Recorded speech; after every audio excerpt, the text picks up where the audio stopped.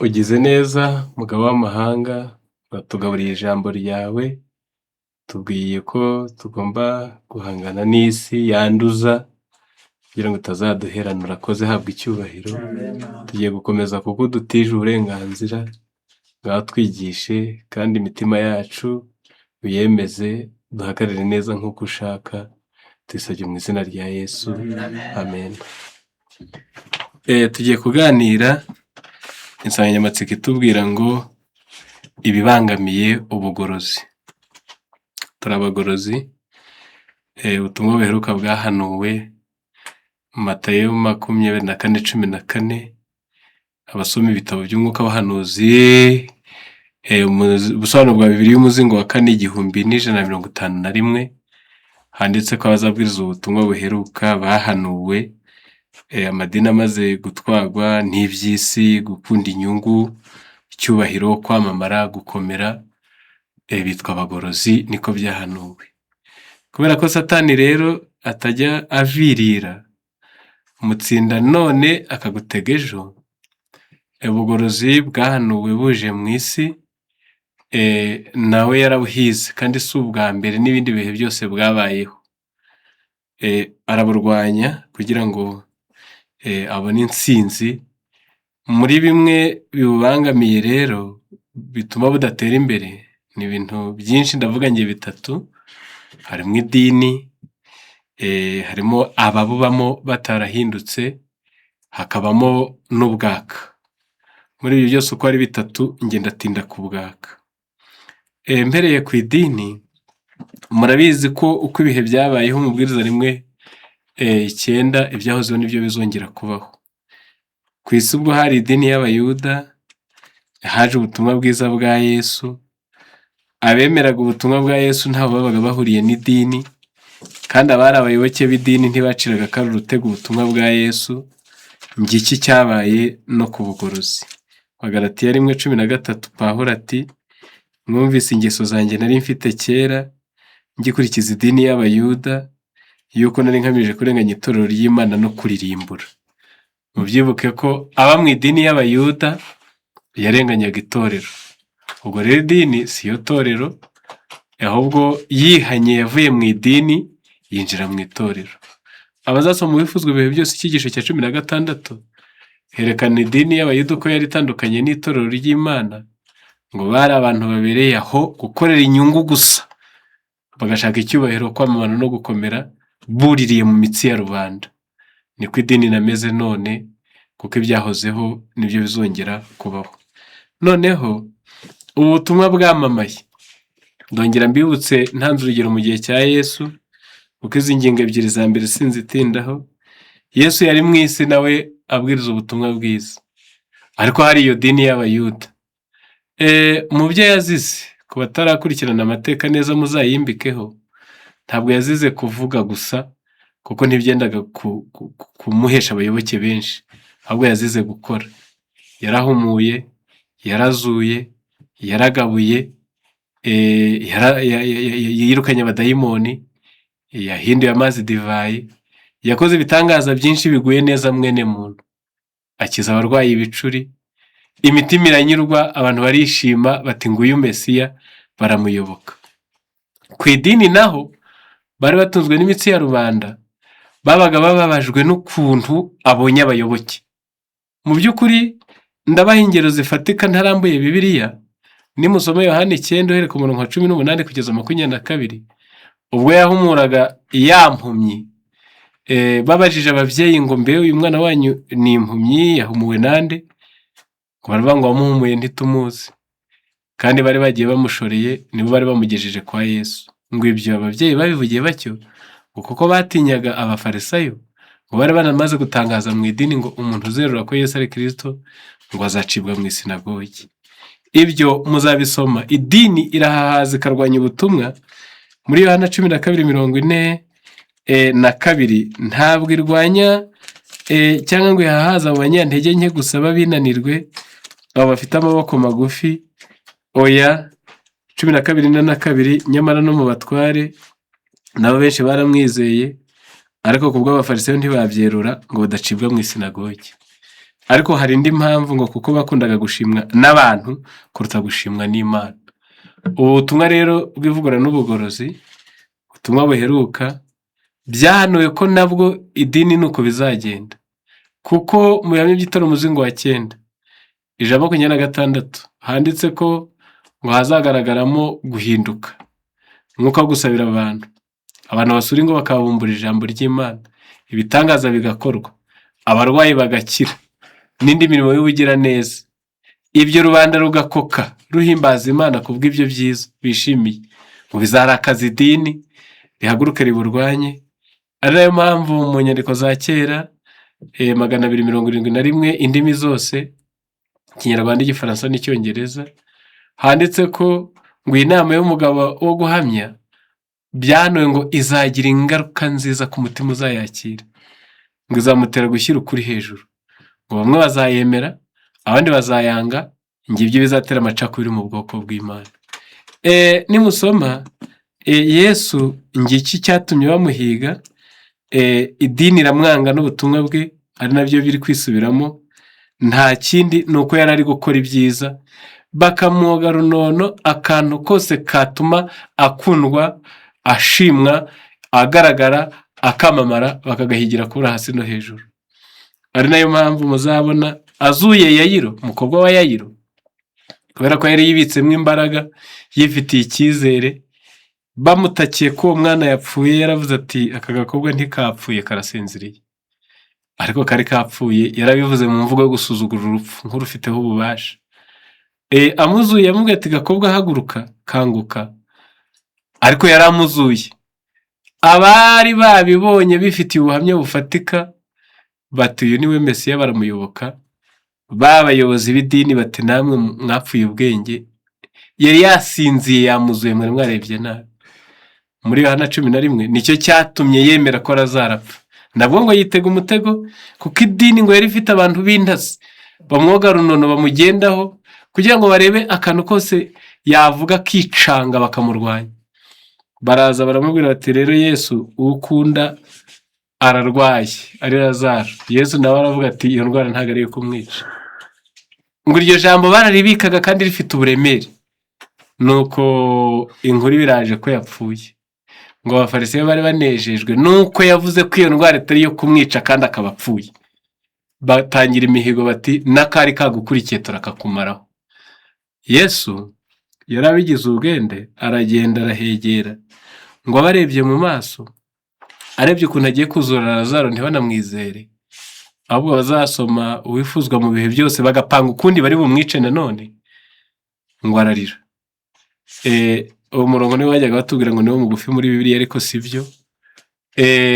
Uwa 35 ngo Yesu ararira, ntabwo ari wo mugufi. Mugufi ni ntukibe na ntukice. Nuko ngo yararijijwe nuko agiye gukora igitangaza akamuzura kandi ntibanamwizeye. Abandi bo bibwira ngo arijijwe nuko yicanze, yiteze umutego akaba mwayi, aramuzura. Abafarisiyo bari mu muryango bari kurira ay'umugenzo, ngo bariza ya nyayo. Noneho babonye azutse, kuko bari kuvuga twahakanye byinshi, icyo ntaho turakikwepera. Idini yarwanije Yesu, idini n'uyu munsi irwanya ubutumwa bwiza. Muri Yohana 10:31 agira ubwo ababaza arababwira ati ariko ubundi ko mugiye kunyica ni murimo ki nakoze ubatera kuntera amabuye? Idini baravuga ngo kubw'imirimo myiza nta wagutera ibuye, icyo turi gupfa nuko uri umuntu ukiyita Imana. Yesu bamuhoraga ibyo yizera, ariko ntibamuhoye ko yarafite imico mibi. N'uyu munsi wa none wakwibaza, idini icyo gihe, idini uyu munsi wa none ni kimwe. Kuki abafarisiyo babaye injiji bene kari akageni? Kuki batishimiye ko Yesu ababa? Ariko kubana umuntu uhumura, kubana umuntu uzura, kubana umuntu ugabura, kandi bateganya no kurwana ngo n'Abaroma, uwo kumugira mu ruhande rwawe, n'abasirikare bawe barapfa agatungayo urutoki gusa bagahaguruka bagakomeza akazi. Uwo kumugira mu ndwara zari mu Isirayeli n'ibibembe byari byararahiriwe, yarazi kubikoraho ababirwaye bagakira, ukamwitesha ibyo byiza yakoraga. Kuki bamwanze? Nta kindi ni ishyari. Kandi n'uyu munsi wa none ibyiza bikorwa n'ubutumwa buheruka bigwa nabi idini, kuko ritinya ko ubwo bibaye byiza birabona abayoboke, kandi ibyo kurya by'umunyedini ni ukubona atunze injiji zitazi ubutumwa bwiza. Mu gitabo cyitwa Ibyaduka, urupapuro rwa 253, ahavuga icyago cya 7, tugomba kwiga uburyo urwabya rwa 7 ruzasukwa. Imbaraga z'ikibi ntizizavirira urugamba zitarwanye, ariko ubutabazi bw'Imana buzagira uruhare mu ntambara ya Harimagedoni.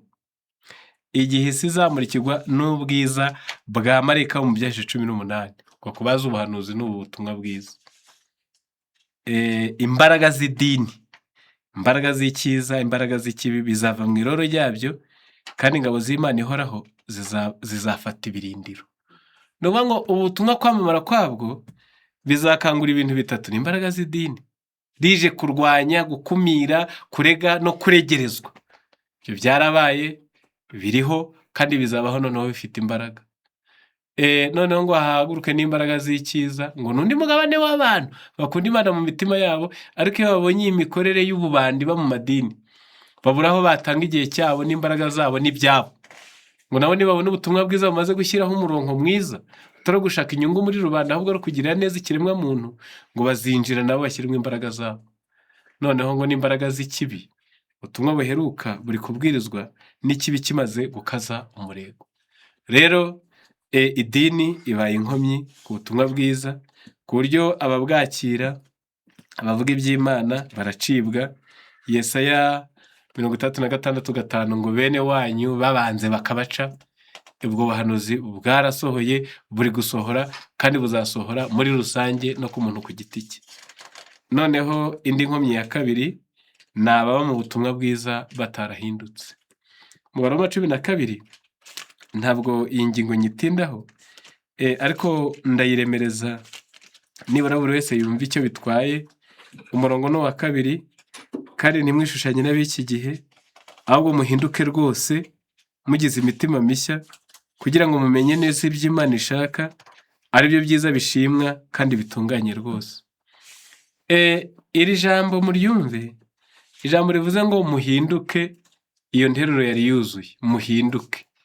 Ariko baravuze ngo muhinduke rwose. Uwo mugereka bashyizeho ufite impamvu. Ndasoma mu gitabo cyitwa The Upward Look, cyangwa se rarama urebe hejuru, kandebe niba ari urupapuro rwa 63. Harimo amagambo, ababa mu butumwa bwiza batarahindutse, niho niba kuba dufite ukuri kuruta uko andi madini yose. Ndabisoma uko byanditse: if our profession to have greater truths than other denominations does not lead to deeper consecration and purer and holier lives, of what advantage is this truth to us?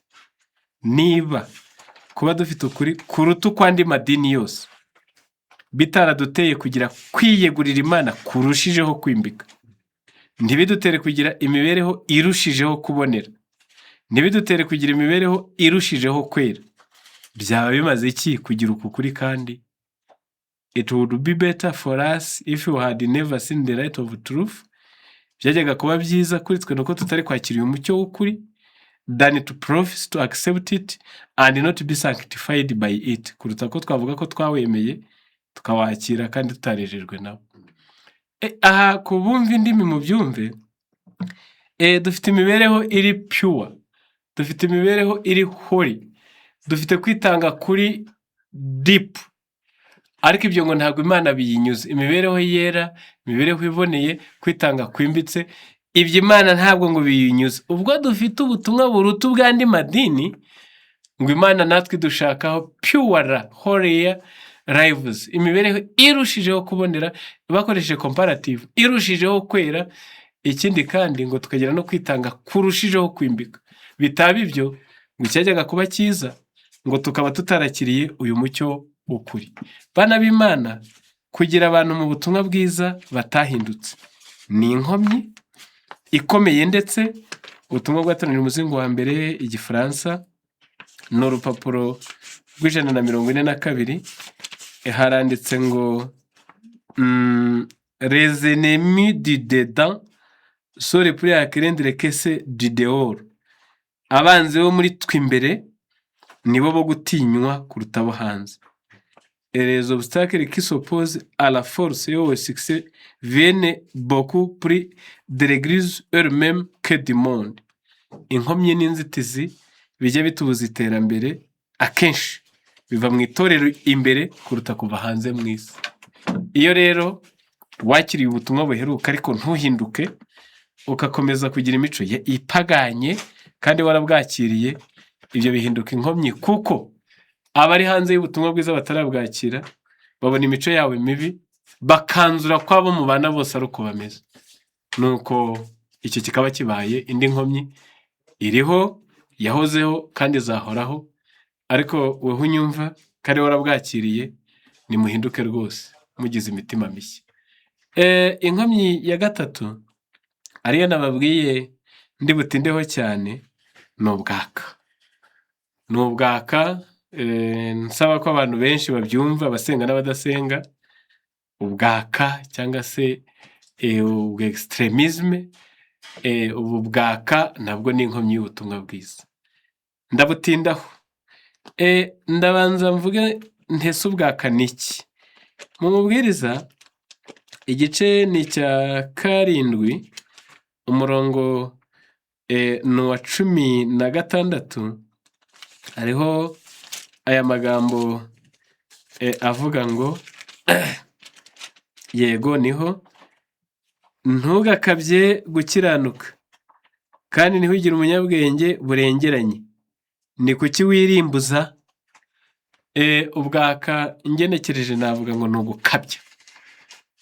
Hari abantu babitewe n'impamvu nyinshi, ndi buvugeho izo ndi bwibuke. Iya mbere kubera gukunda udushya, iya kabiri kubera kudasoma, iya gatatu kubera impungenge bahorana zo kuramira iby'Imana ariko bakagera ku rwego rumeze nk'urwa Uza. Bagiye bahimba ibintu by'ubwaka, ibyo twakwita tugenekereje muri uyu murongo gukabya gukiranuka. Ndatanga ingero. Ubwo tutanywa itabi, ntitunywe ikawa, ntitunywe icyayi, ntiturye inyama kubera kwirinda, bamwe bayobotse umurongo w'abavegetariyani, abarya ibimera. Ubwo tutanywa inzoga kuko vino ari umukobanyi. Ubwaka bwo buravuga ngo ubwo tutanywa icyayi naho giteye mu kirandure, ubwo tutanywa ikawa naho iteye mu yirandure, na ya miti bakoramo ntacyo umwaka imubwiye, imwe ahurira nayo kwa muganga n'ahandi. Ubwo tutanywa inzoga, ibyo bitoki murandure. Ubwo yenda abamaze kuba abafuru vegetariyani batanywa amata, inka nimukamire hasi. Ubwo kino cyigisho bamaze kutubwira tudakunda iby'isi no gukora nimubireke, ngibyo byo bita ngo ni ubwaka. Noneho abantu bamwe barabiyoboka, kandi kubera ko igiti cyabuzanijwe kiyitera amatsiko, ibyo bintu birindagiye bidafite aho byanditse, bidafite urufatiro, bitarimo ubwenge mu mubiri no mu mwuka, abantu bajya babikunda bakabirunduriramo imbaraga zabo. Ngibyo ibyo bita ubwaka. Noneho rero mu gitabo cyitwa intekerezo, imico n'ubumuntu, umugabane wa mbere, urupapuro rwacyo rwa 38, ndetse icyo cyigisho muzagisoma cyose abazagira amahirwe. Ubwaka bwarahanuwe ku rugero runini cyane, haranditse ngo ubwaka n'abaka biziyongera. Turiho mu gihe aho ubwaka bw'ubwoko bwose buri kwicira inzira mu bizera no mu batizera. Iri jambo muryumve, ubu bwaka mbabwira buri mu bizera, buri no mu batizera. Ugasanga umuntu n'iby'Imana ntawe yahuriye nabyo, ntabyo azi, ariko hazi ikintu gitera abantu kwaka, kumva nawe ari kwikaraga.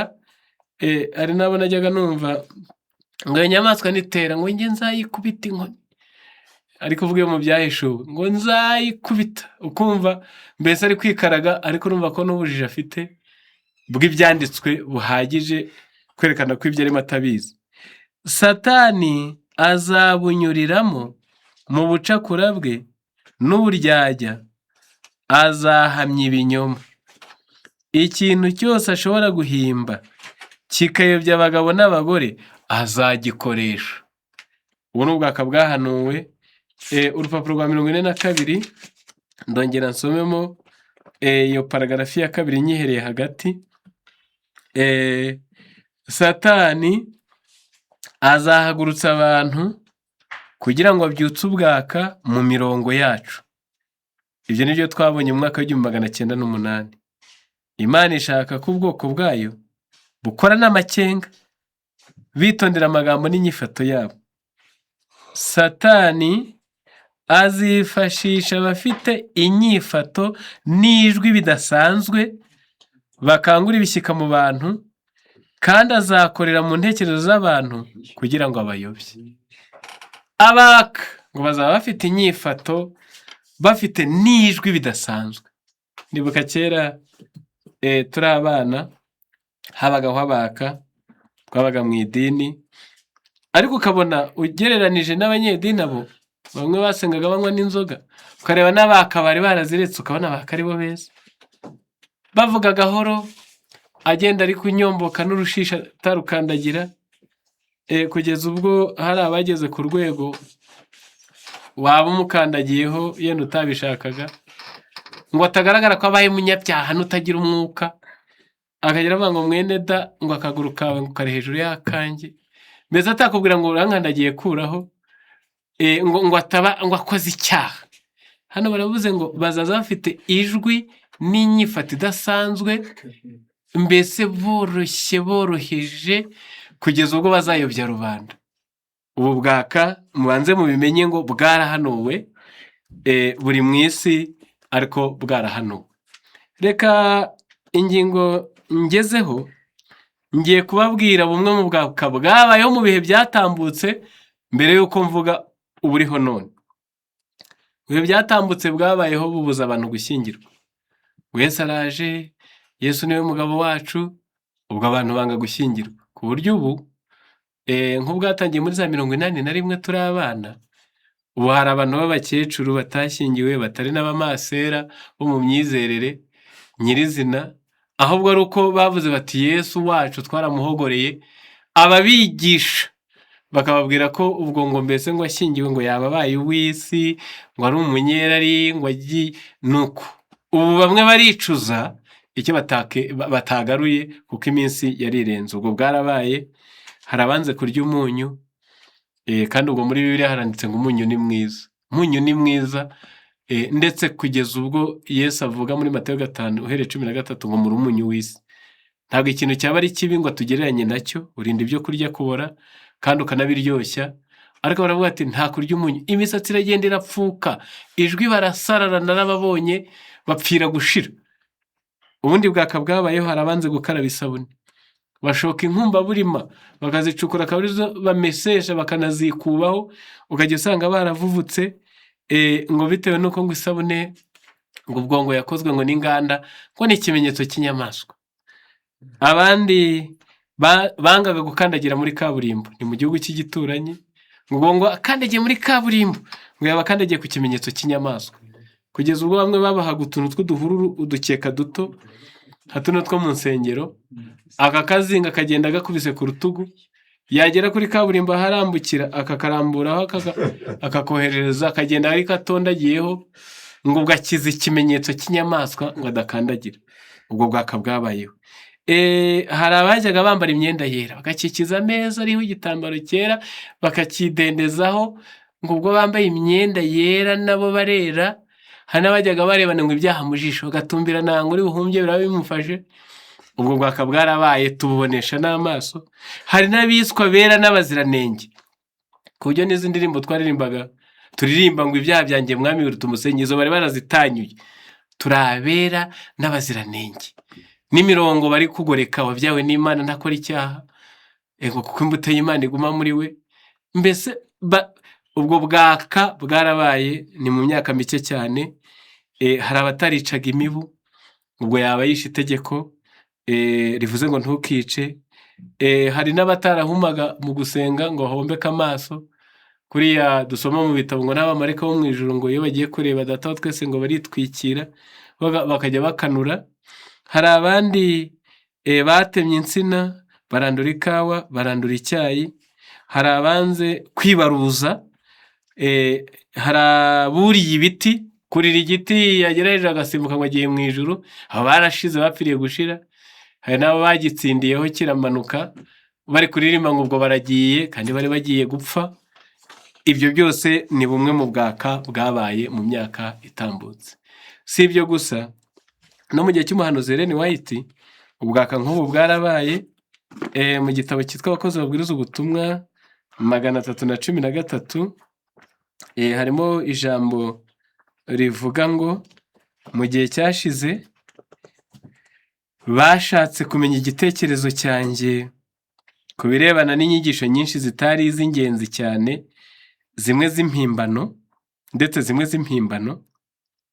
Bamwe bari bashyize imbere inyigisho yavugaga ko abizera bagomba kujya basenga bahumuye amaso, abandi bakigisha ko bitewe n'uko abakoraga mu buturo bwera kera mbere yo kwinjiramo basabwaga gukuramo inkweto kandi bagakaraba ibirenge, ko na n'ubu abizera bagomba gukuramo inkweto bagiye kwinjira ahasengerwa. Abandi bitwaje itegeko rya 6 bavuga ko kwica n'udusimba duto tubuza abantu umutekano bitemewe. Abandi nabo bati abacunguwe nibagera mu ijuru ntibazamera imvi. Ibyo bakabifata nk'ingingo ifite agaciro. Ubu bwose bwari ubwaka bwabayeho. Nanjye ubwanjye nigeze mpura n'abaka, barangije ngo bagiye kumbaza ngo ikibazo ngo cyari cyarabananiye, ngira amatsiko ndakirindira, nuko bagiye kumbaza n'ubu baravuze ngo none ngo Adamu ngo yagiraga umukondo. Ese mwa bagabo mwe, agira umukondo cyangwa rorere byongeye iki kugakiza kanyu? None se ubwo icyo kibazo ngo cyaratunaniye ngo turagicumbika mu materaniro y'ubunaka ngo tukivugaho ngo kiracumbikwa, ngo none uraje ngo urakitubwira. Ariko ubwo uko batangaga ubusobanuro bwabo budafite icyo bumariye ubwenge n'umubiri, baba ngo ugira umukondo ngo kubera ko iriya kordo ibiziritse umwana kuri nyina, kuri nyababyeyi, ngo niyo nyirabayazana w'umukondo, ngo none we yararemwe. Ubwo Imana irema yaremye n'agakondo ngo igashyiraho. Ubwo sibyo bivuze iki? Bibe byo cyangwa birorere, kandi ubwo ibyo bikabazwa n'uryagaga utarashobora temperance, ibyo bikabazwa n'urakara bamwoneshereze, ibyo bikabazwa n'ubaha igihumbi akazakizana ubanje kwiyuhakuya, ibyo bikabazwa n'ukunda iby'isi wasaba ntaguhe kandi uburaye, ibyo bikabazwa n'uwo bakanagira akarakara, aho kurwana n'icyaha kimurimo akarwana n'ubusa budafite icyo bumaze mu mwuka no mu mubiri. Ngubwo bwaka bwabayeho mu bihe byatambutse, kandi n'uyu munsi wa none ubwo bwaka buriho. Noneho reka tuvuge ubwaka buriho none. Ndabanza mbutondeke, sindabuvuga bwose, ariko mvuga impamvu n'icyo biba bitsitsaho. Uyu munsi wa none hari ubwaka bw'abantu banga kwakira indangamuntu. Indangamuntu yo mu bihugu runaka bitandukanye, icyangombwa umuntu agenderaho, bakavuga bati iyo ndangamuntu uyitwaye, bati waba ubaye rwose uw'inyamaswa. Kabiri, hari abari kwanga kujya kwa muganga kwivuza, ubwo bijyanirane n'inkingo, kuko hari kujya hatera ibyorezo nka za covid n'ibindi, abantu bakanga kwikingiza. Gatatu, harimo abari kwanga kujyana abana mu mashuri, ati ni ay'ab'isi, nuko ubwo bakavuga ati nta kundi, ubwo kubaha Imana ntiturabajyana mu mashuri. Hari abatemera telefone, buri kantu kose ndabisobanura. Hari abadakora imirimo yo mu buzima, hari abicara bakarira ngo niko Imana ngo yakira abantu ngo bihanye. Hari abari gushyiraho amatariki yo kuza kwa Yesu, ubu itariki igezweho ngo barindiriye Yesu umwaka w'2027. Hari wari kumbwira ejo bundi ko ibyago 7 biratangira muri uyu turimo, nuko barindiriye Yesu, barabibara n'ubujiji bwinshi. Noneho muzi ko ubujiji bujya bufasha umuntu gushirika ubwoba, nuko bakabirunda aho ngaho. Ibi byose n'ubwaka buriho, ariko ndashaka kugira ngo mubanze mu byumve, bifite nyirabayazana. Iyo Satani ajya kurindagiza abantu, nawe arabanza agashaka harabihagika ngo bijye birasa n'ibigiye kujyamo. aha bihagika si ahandi. Muzi ko muri Bibiliya ubutumwa bwa Marika wa 3 butubuza kuramya inyamaswa, ni ubupapa n'igishushanyo cyayo, ni amatorero ya giporotesitanti yibumbiye hamwe n'ikimenyetso cyayo, ni umunsi w'icyumweru kuko ikimenyetso cy'Imana ni isabato. Kuva 31:16 kugeza 17. Noneho ubwo butumwa bututegeka kwirinda inyamaswa, kwirinda igishushanyo cyayo, kwirinda ikimenyetso cyayo, nibwo baheraho noneho rero sasa bakaza bagashaka ya nyamaswa n'igishushanyo n'ikimenyetso n'umubare ngo w'izina ryayo, nuko buri wese akabisobanura uko ashaka. Ikibabaje ku banteze amatwi, ubutumwa bwiza bw'ivugurura n'ubugorozi bumaze iminsi bubwirizwa, burarikira abantu bo muri Laodikiya kwihana bakabwemera bakakira inama y'umugabo wo guhamya.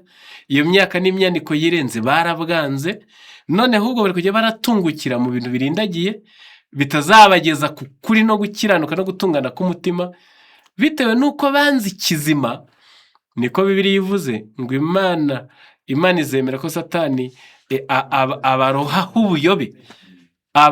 ubuyobe, ko banze gukunda ukuri ngo bakizwe. Nicyo kizatuma Imana ibareka ngo bagire imitima yabaye akahebwe. Ibyo byanditse mu Baroma, nguko uko izo nyigisho ziri kugenda zikwira.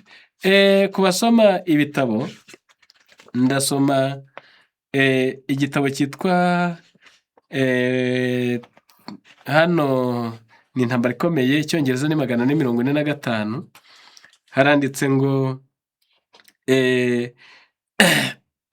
inyamaswa abantu bazahatirwa kuramya bikozwe n'inyamaswa y'amahembe abiri yavuye mu gitaka, ni iya mbere yasaga n'ingwe ivugwa mu Byahishuwe 13, ariyo bupapa.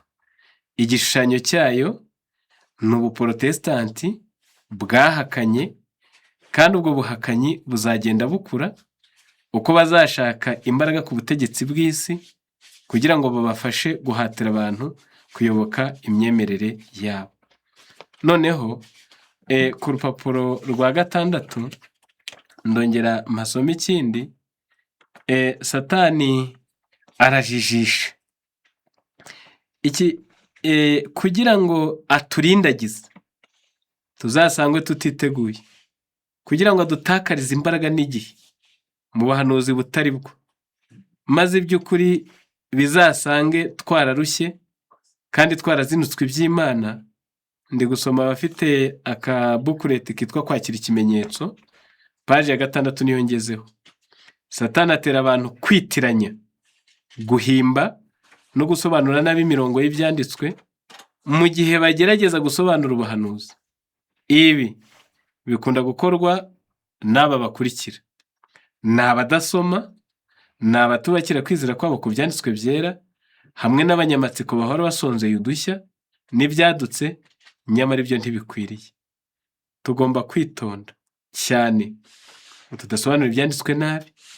Ibintu bisobanutse kandi byumvikana bivuga mu ijambo ry'Imana ntabwo bikwiriye kugirwa imvugo y'umwuka kugeza ubwo bitakaza ubusobanuro bw'ukuri byari bifite. Ntimukagoreka ibivugwa na Bibiliya mushaka kuvuga ibikabyo no kunezeza imyumvire yanyu. Mufate ibyanditswe nk'uko mubisomye, mwirinde guhimbahimba, cyane cyane ku birebana n'ibiturindiriye mu bwami bwo mu ijuru. Ibi bitumye bamwe bizera ko kwakira ikimenyetso cy'inyamaswa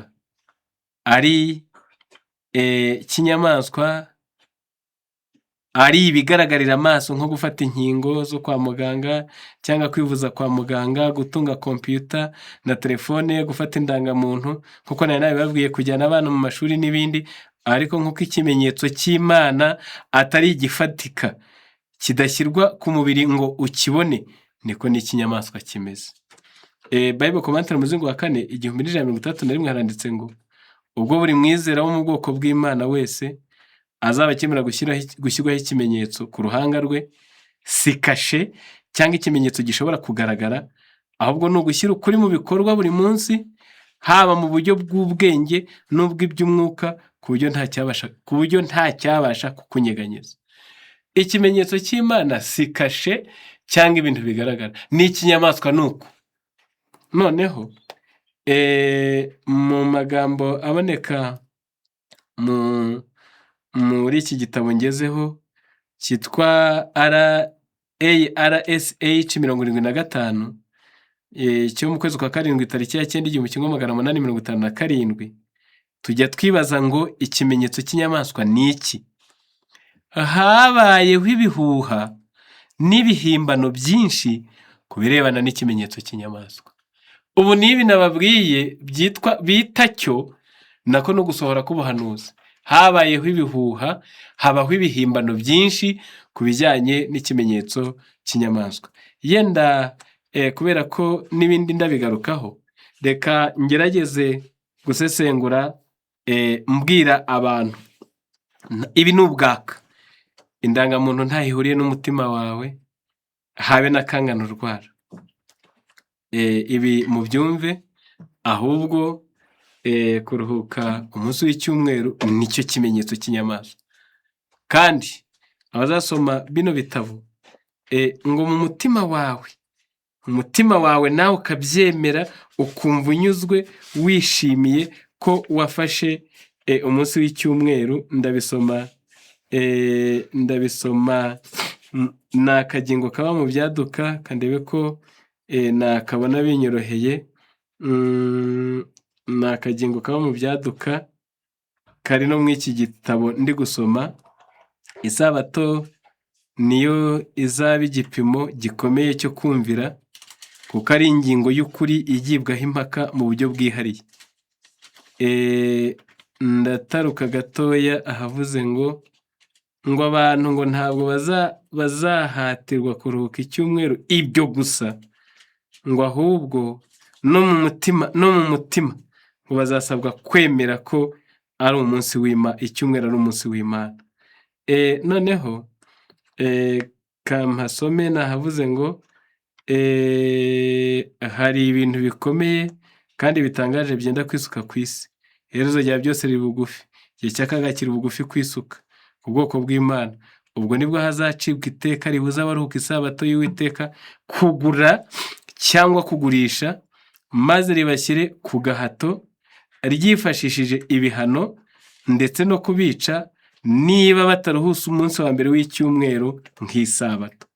Kubuzwa kugura ukabuzwa kugurisha bizakorwa gusa bitewe n'uko abantu bazaba banze kuruhuka umunsi w'icyumweru wasimbujwe isabato y'Imana kandi yera.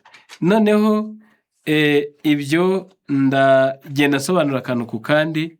Ku banyumva, indangamuntu y'igipapuro cyangwa y'icyuma, iyo wajugunya muzika igashya, iyo wafata inyundo ukayicoca ukayimena, ntabwo ari ikimenyetso cy'inyamaswa. Nta n'icyo wakora ngo insesere mu mutima, nubwo wazinkwerera ari umutwaro ntizanjyamo mu mutima, zaba inyuma. Mbese abantu none sahera nageze ngo dukoreshe logique. Umuntu areba iby'isi bikamukurura, umutima ukandura. Umuntu yumva amakuru y'isi akamukurura, umutima ukandura. Hari ubwo wareba ibiribwa n'ibinyobwa ipfa rikaza, umutima ukandura. Ni gute wareba indangamuntu y'igipapuro ikanduza umutima? Kugeza ubwo umuntu muzima dogiteri wize ujijutse nawe atinya indangamuntu y'igipapuro. Ubwo icyo ni ubwaka. Kwanga kujya kwa muganga, cyane ibijyanye n'inkingo, ntaho bihuriye, kuko ntabwo ikimenyetso ari kashe igaragara iboneka inyuma. Icy'Imana si kashe iboneka, n'icya Satani si kashe iboneka, ahubwo ni mu bwenge. Ibyo abantu nibabyumve. Yenda ndaza kuhagera, kuko aha niho abantu bagiye bavuga bati nujya kwa muganga bazagutera microchip, bazagukingira ngo bagushyiremo uduki. Ubu noneho murazi ko abirabura bo bizera ko umuzungu hari ari mwene nyina w'Imana. Abajya kuri YouTube hari utuvideo twinshi tw'abazungu baba bavuga ibyo bintu birimo ubuhanga, ngo nde yaravuze, ngo bano bakungu bo muri Amerika ngo baravuze, ngo runaka ngo yaravuze. Ugasanga bari kuvuga utuntu, ntabwo bari gusoma ngo muri Bibiliya handitse, ntibari gusoma ngo mu ntambara ikomeye handitse, ntabwo bari gusoma ngo mu byaduka handitse, ahubwo ni yaravuze, yavuze ko. Nk'ubu bumwe mu bahanuzi bwabo bwarapfuye, kuko bavugaga ko abantu bivuza kwa muganga bikingije nyuma y'imyaka 2 bazaba barapfuye. Nibaza ko imaze kurenga, ntibarapfa, ariko nta n'umwe ufite akenge ko kuvuga ngo hano twarabeshye. Barongera bendeye kuri ibyo bakavuga bati ruriya rukingo nibarugutera bazajya bamenya ibyo utekereza. Uretse nabo na Satani utuma abantu ntabwo yamenya ibyo umuntu atekereza. Ibi muzabisoma mu gitabo cyitwa Ubutumwa Bwatoranijwe, umuzingo ni uwa mbere, Icyongereza ni 22, Igifaransa ni 43. Haranditse ngo Satani umwanzi w'imitima nta burenganzira yahawe bwo kumenya ibyo abantu batekereza. Iyo ni inyandiko y'umwuka. Iyo uvuga ngo bazagukingira, bazagutera urushinge, bazakuvura kwa muganga, bajye bamenya ibyo utekereza. Ubwo hagati yawe n'umwuka w'Imana tugiye guhitamo. Ndasubiramo iyi nyandiko: Satani umwanzi w'imitima nta burenganzira yahawe bwo kumenya ibyo abantu batekereza. Abakorinto ba mbere 2:10, mbese ninde mu bantu wamenya ibyo undi atekereza keretse umwuka wawe undi umurimo? Ab'Imana bari mu mwuka w'Imana ngo nibo barondora byose, ariko bo ntawe ubarondora. Ariko izo nyigisho ngo bazajya bamenya ibyo umuntu atekereza direct, uhanganye na Bibiliya n'umwuka w'abahanuzi. Muzajya mubona ubwo iryo koranabuhanga ngo haje ngo ibintu ngo bimenye ubwonko, ngo ni ibinyoma. Nta muntu wamenya ibyo ntekereza. Icyakora ubuhanga bwatuma umuntu amenya aho ndi, ubuhanga bw'isi bwatuma umuntu yumva ibyo navuze kabikurura bikaza, ariko kuvuga ngo aramenya ibyo ntekereza, Bibiliya irabihakanye n'umwuka w'abahanuzi urabihakanye. Abizeye iyo myizerere n'ubwaka. Abandi bati nibagukingira, nibakuvura kwa muganga, uzajya urakora ibyo utari watekereje. Mu bivuzwe ibihe byose, ndasoma urupapuro rw'108 mu Gifaransa, 125 mu Cyongereza. Haranditse ngo Satani umushukanyi ntashobora kuduhatira gukora ikibi, ntashobora gutegeka intekerezo zacu keretse ari twe tubimwemereye. Kugira ngo Satani abashe kutugiraho ubushobozi, ubushake bwacu nibwo bubanza kubimwemerera, kandi tugakura kwizera kwacu kuri Kristo. Ntabwo bishoboka icyaha utapanze ngo wowe kikorere nta wundi wakigukoresha. Ibyo ntibibaho, ntaho byabaye. Nubwo ngo wageragezwa ibi bishishana, gutsindwa ugakora icyaha n'umwanzuro wawe. Kuva rero ngo bazajya barakuvura, ngo waruhukaga isabato ngo yijyane mu cyumweru, ngo wari uzi kurya neza ngo arye nabi ngo kuko ngo bamuvuye kwa muganga. Oya, icyakora abantu b'abahanga bagutera ibintu ugasara, bagutera ibindi ukabikimara, kandi nta kibubaye. Imana yaza gucira urubanza igahera aho wari ugejeje uri muzima. Kuko abibeshya ko bazarindiye impagarike maze isi bakayikingira bakayima n'impagarike, muribeshya cyane. Mu Byahishuwe 18 baranditse ngo muri Babuloni ngo habagamo n'imibiri y'abantu, nayo umwami wa Babuloni yari yarayitsindiye. Uyu mubiri ntawe twenda kuzawima, uyu bakwica umwanya n'umwanya mu isi bagushaka, ariko umutima wawe nta muntu n'umwe ubifiteho uburenganzira. Niyo mari dutunze tuzimana mu bijyanye n'umudendezo wacu w'ibyo kurengera umutima nama mu byo kwizera. Abandi bati telefone, kujyana abana ku mashuri, uba wakira ikimenyetso cy'inyamaswa. Ariko bazasoma igitabo cyitwa Inama zigirwa itorero, kiriya kinini kirimo ibyigisho byose, harimo icyigisho cyitwa kuruhuka isabato. Hari aho bavuze ngo niba ngo hari ibigo byigisha abana ngo bikigisha n'amasomo ku isabato, ngo abana babaruhuka isabato ngo bajye bajya mu ibyo bigo, ngo babanze ngo bakore ibyo bise arrangement, ngo n'abayobozi b'ibyo bigo ngo niba bemerera ko baziga indi minsi ariko bataruhutse isabato ngo bazabajyane. Ngo icyakora ngo niba bangire, ngo ibyo byo birasobanutse, ngo bazumvira Imana kuruta umuntu. Ntabwo rero kizira ko abana bacu bajya kwiga no mu mashuri y'abataruhuka isabato, bagomba kujyamo. Na Daniyeli ntiyanze kujya i Babuloni we na bagenzi be, ahubwo barahageze bagaragaza Imana kandi iramenyekana. Bagomba kujyamo ngo bazakore arrangement, bazaterete, bazinginge, bige mu ibyo bigo batisha isabato, ariko bazabyigamo. Abantu mujye mukunda inyandiko kuruta gukunda ibitekerezo byanyu. Abandi bati telefone. Bavandimwe, hari ukuntu inyigisho zimwe uzibona ukayoberwa uko wazigenza. Bafata telefone bagateranya ya mibare rimwe bakariteranya na kabiri kakaba gatatu, gatatu bakagateranya n'akandi gatatu, hirya kakaba gatandatu. Munsi bagafata gatatu bakagateranya na kane kakaba karindwi, karindwi bakagateranya n'umunani na gatanu na gatandatu gakurikiyeho hari bikabyara gatandatu. Hari uko igisubizo babonye bakagiteranya bikabyara gatandatu. Bakongera bagafata ubwo yenda abari kubyumva abazi imibare ya telefone, bafata kane bagateranya gatanu bikaba 9, 9 bariteranya na gatandatu bikaba 11, ntibandike igisubizo. Murambwira iyo mibare niba ari delta, niba ari cosinus, niba ari iki, niba ari integrale, namwe murambwira. Ntibandike igisubizo hirya ngo bibe 10 yenda na gatanu, ahubwo bagafata rya rimwe riri kuri gatanu bagateranya bikaba gatandatu. Bakaza hepfo bagafata karindwi bagateranya n'umunani bikaba 15, bagateranyaho 9 bikaba 24. Ntibandike igisubizo, ahubwo bagafata ko kabiri k'igisubizo cy'ikinyacumi bakagateranya na 4 k'ikinyabumwe bikaba gatandatu. Ubwo bagahita bavuga bati rero ni 666. Telefone akaba yajugunye. Nuko iyo mibare ubwo bwoko bwayo naho byanditse ngo abantu bazabare gutyo, ibyo byose nubwaka ntaho byanditse. Abandi bati ni ukujya turarira. Muzabisoma mu butumwa bwatanzwe umuzingo wa mbere paje 208, Icyongereza ni 177, aho inyandiko yavuze ngo twese ntituremwe kimwe. Ibi bintu ndabisoma bashyizeho kritere bati utararira ntabwo agakiza yakabona. Bamwe bakiririshwa, ahandi nuko twese ntabwo turemwe kimwe, no kwihana kose ntigusa. Imana nikangaranya umutima ikawukabakaba, umunyabyaha akavukira mu bugingo bushya. Souvent des amis ont été attirés au Christ sans qu'il y ait eu de violentes émotions, de déchirements ou de terreur causés par les remords. Ni inshuro nyinshi imitima yaje kuri Kristo hatabayeho kurira no kuboroga no gutangira imitima yabo bitewe no kubazwa n'ibyaha. Erega risire Kristo revesira kurwa onare siravi. Bo batereye akajisho kuri Kristo ari ku musaraba babona ubugingo buhoraho.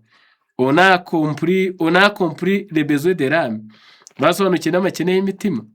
On a découvert le sauveur suffit à tout, que le sauveur suffit à tout. Bamenye ko umukiza ahagije muri byose, ngo abararitse bumva ijwi rye maze baramukurikira. Ijambo shaka kwihana kwabo nabo kwari ukukuri, ntaho niyo bakamana yagukomotsemo ni y'ukuri, ntaho bitaniye n'abandi yenda bihanye babanje kubabara cyane. Ibi mu byumve ntabwo abantu basa, nubwo buno waturambika hasi ukadukubita, ntabwo twaririra icyarimwe, ntitwanababara kimwe. N'abapfusha ntibarira kimwe, ntibanababara kimwe, kandi babaweho n'ibisa. Ubwo rero ntabwo wafata ngo abantu ngo bazaba bemewe n'ijuru ngo uko barize ngo bahogoye. Ibyo n'ubwaka. Umuntu yihanukwe n'undi akihanukwe, igipimo kiduhuza ni za mbuto zikwiriye abihanye. Izo zo ziba ikimenyetso. Abandi banze gukora imirimo yo muri ubu buzima, ngo hari abataye akazi ba dogiteri n'abandi. Ndabarangira mu gitabo cyitwa Inama z'igitorero umuzingo wa mbere, icyigisho cyitwa kuba mu isi ntubu w'isi, harimo amagambo avuze ngo harimo amagambo avuga ngo, ndasoma iryo jambo, kwizera yuko umwana w'umuntu agiye kuza vuba mu bicu byo mu ijuru ntibizatera umukristo nyakuri kuba umunenganenzi no kuba umunebwe mu mirimo isanzwe yo mu bugingo. Abategereje bashaka gutunguka kudatinze kwa Kristo ntibazaba banebwe, ahubwo bazaba abanyamwete mu murimo isanzwe yo muri ubu buzima. Tugomba gukora, kureka imirimo, abataye akazi, abahunga, bagira ute. Mu itangiriro 8:22 handitse ngo isi kiriho ibiba n'isarura ntibizashira. Bana b'Imana, ibi byose byo kureka akazi, kureka gukora kandi ukararuriye. Ibaze kureka gukora kandi buri joro ukararuriye. Ubu bwaka bwabayeho no mu gihe cya Pawulo. Kubasoma Abatesalonike ba 2:10 ngo kandi iki nicyo twabategetse tukiri kumwe namwe, ngo umuntu wese wanga gukora ntakarye. Ngo ibi Pawulo yabivuze ngo arabaka bavuze ko Yesu agiye kuza, barangije banga gukora imirimo isanzwe.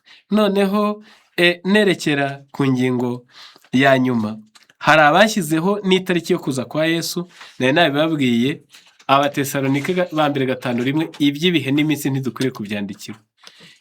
Matayo 24:36, harabitwiyama cyane, nta buswa buhwanye no gupanga kuza kwa Yesu ugashyiraho n'itariki. Ariko uwo munsi n'icyo gihe ntawe ubizi, naho haba abamarayika bo mu ijuru cyangwa umwana, keretse data wenyine. Umunsi Yesu atazi, umunsi abamarayika batazi, weho ubimenye ute? Kugeza ubwo abantu bari gupanga bakamenya n'itariki Yesu azazaho.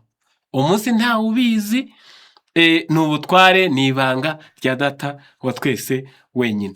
Noneho murankundira nerekere ahavuga ngo ubwaka budutwaye iki. Ariko kuri ibi byo gushyiraho amatariki, reka mbasomere n'indi paragarafu imwe yo mu Byaduka, mwe muzimbike cyane, iri ku rupapuro rwa 38.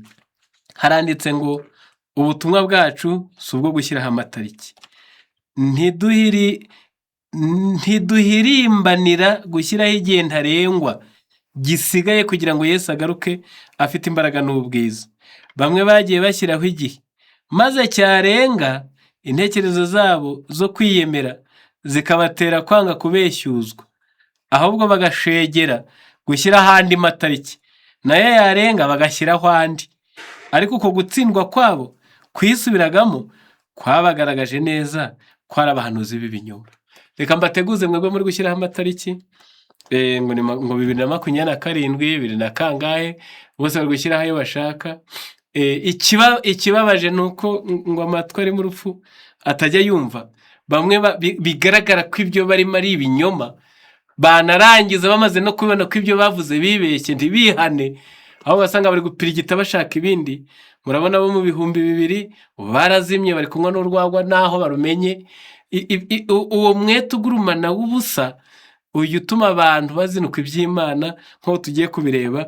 Ubu bwaka bwose reka ndarikira abatwumva, muyoborwe n'ijambo ry'Imana, mureke ubwaka. Ibyo ni ibihimbano by'ibinyoma, nta n'uwabidutumye kubibwiriza mu isi. Noneho ingingo nsoreje mu minota mike isigaye, mbese ubwaka budutwaye iki? Aha ndavuga ndasobanuye kugira ngo yenda tunyarutse. Dore icya mbere ubwaka budutwaye, buzinura abantu iby'Imana. Ubwaka buzinura abantu iby'Imana. Kubiza amateka y'igihe cy'abagorozi, ahari umwaka witwaga Tomasi Munze, ngo nawe wajyaga arwanya Luteri akanamuzambiriza kuruta uko yarwanywaga n'idini ya Roma. Ngo yari umuntu wiyemera, ngo udashaka inama y'undi muntu. Ngo yageze nawe ku rwego avuga ngo kwizera niko kw'ingenzi, ngo inyuguti iricisha. Mbese kumusomera ntabyumve, ngo bane bamwe b'inyuguti disi, ngo ntago bazi uko umwuka akora. Kugeza ubwo abantu ibintu nk'ibyo babyizera. Iyo rero bitsinzwe, bitageze ku ntego n'icyo bashakaga, iby'Imana barabizinuka. Muri iki gihugu byarabaye, habamo ubwaka.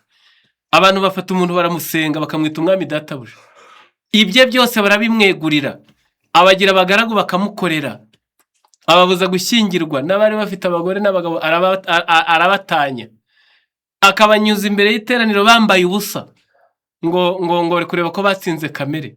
Bakararana inkumi n'abasore, abagore n'abagabo, ngo barebe ko batsinze kamere. Ubwe atera umukobwa inda, ababivuze arabaca, abyaye arabahamagara ngo baza bababarire, kandi icyo bavuze ari ukuri.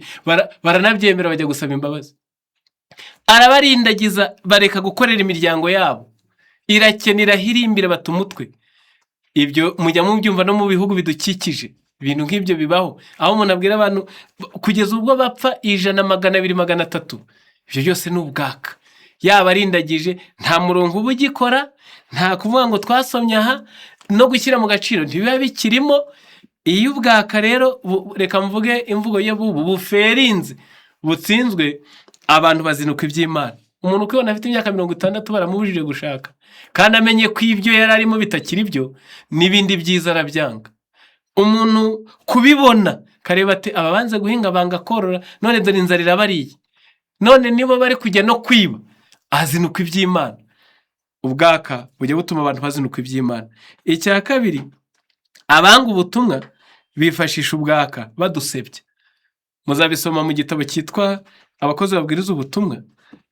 Bakajya bavuga ngo n'ubwaka ngo no mu gihe cy'akaga ubwo ibyago bizaba biri gutsemba rubanda rwanze kumvira Imana, ngo bamwe bazavuga ngo batubwiye ubutumwa ngo mwarabikomaga ngo nabaka. Aha ariko ijambo ry'Imana rikavuga ngo ni Abakozi babwiriza ubutumwa 170, ngo iyo Imana ikoze inyuze mu bikoresho abantu kandi abantu bagahagurutswa n'ububasha bwo mu ijuru, Satani atera abakozi be gutera hejuru bakamagana bavuga ngo ni ubwaka. Bakavuga ko abantu bagomba kwirinda bakabya. Tugomba gutekereza neza mbere yo kwamagana, kuko kubaho kw'amafaranga y'ibikwangara kutagira icyo kugabanya ku gaciro k'amafaranga mazima. Nubwo hariho ububyutse bw'ibinyoma, nkuko hariho guhinduka gito, ntabwo hagomba kubaho kwitiranya kutiringira ububyutse bwose. Ntitugomba kugira agasuzuguro kagirwaga n'abafarisayo ubwo biyamiraga bati uyu yiyegereza abanyabyaha. Mbese abantu bazajya bavuga bati ibi bintu mwibijyamo n'ubwaka, bati niba abandi barandura insina bakabitwitirira, niba abandi bakamira inka hasi bakabitwitirira, niba abandi badakata hasi batemera indangamuntu bakabitwitirira. Ubu noneho ngo hagiye kuza indi ya elegitoronike, abadasoma bakunda udushya ubu barashira noneho neza. Ubu baraye bakenyeye, bamwe bazahunga abandi bagende. Ibyo ni ubwaka. Uzazerera uhunga ibitanditse, uzagaruka reka mvuge ngo wicuza bitewe n'uko utayobowe n'inyandiko, ahubwo wayobowe n'udukuru n'amazimwe atari ibyanditswe byera. Ubwo rero ubwaka butuma abantu basebya ukuri bitwaje ubwaka bakabutwitirira. Icya gatatu, buteza urujijo mu batazi kudutandukanya. Icya kane, buyobya abatazi ibyanditswe. Icya gatanu, ubwaka buba buherekejwe n'ibinyoma n'iterabwoba nk'uko nabibabwiye, ngo harimo microchip, ngo bazamenya ibyo utekereza, ngo uzajya ukora ibyo utagenye. Ibyo ntibishoboka.